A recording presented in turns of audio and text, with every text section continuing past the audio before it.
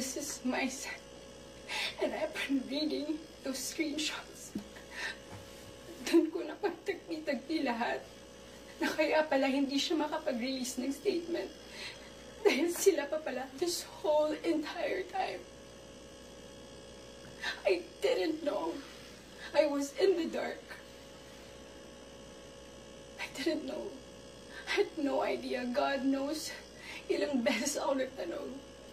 Ilang beses ako nanghingi ng statement. Doon ko rin na-realize bakit ganun yung reactions ni Jam. Now I get her. I get her pain. I get her wrath.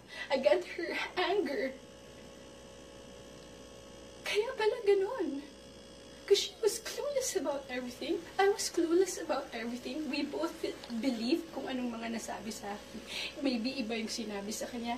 And I can attest that iba yung sinasabi sa akin.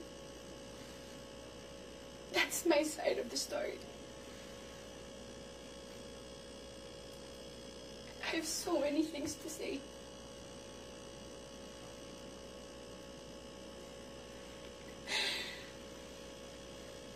Hindi ka ako makapaniwala. Papahiya pala ako ganito sa buhay ko.